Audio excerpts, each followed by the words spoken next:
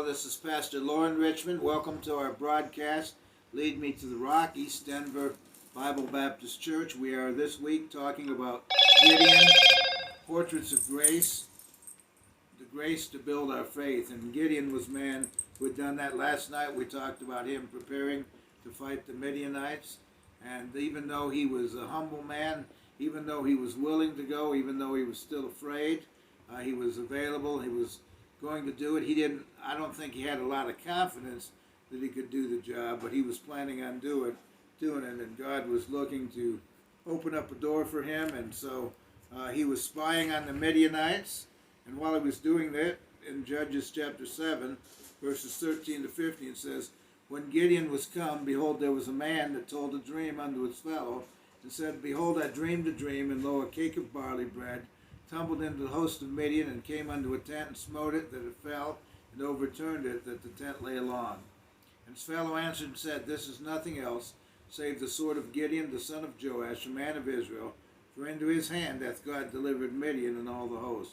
And it was so, when Gideon heard the telling of the dream, and the interpretation thereof, that he worshipped, and returned into the host of Israel, and said, Arise, the Lord hath delivered into your hand the host of Midian."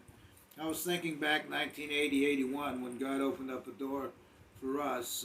I was praying about God taking me back to New York City, and I had no idea how that was going to happen. I remember getting down on my knees on a Sunday afternoon and praying and saying, Lord, if you want to open up this door, I'm going to need to go back there before Christmas.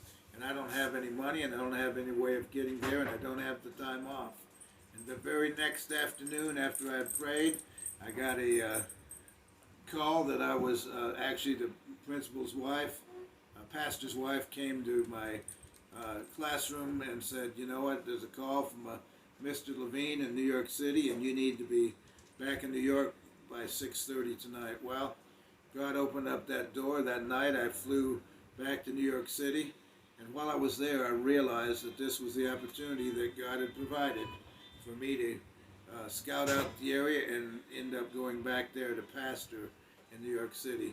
It all happened because I'd heard one man say, when I didn't have the confidence, he preached a message that says, God can give you the ability to do that thing that you don't think you can do. You know, if we're faithful, if we're willing to do what God wants us to do, he can make a way. Just like he made a way for me, he can make a way for you. God bless you, and have a wonderful night.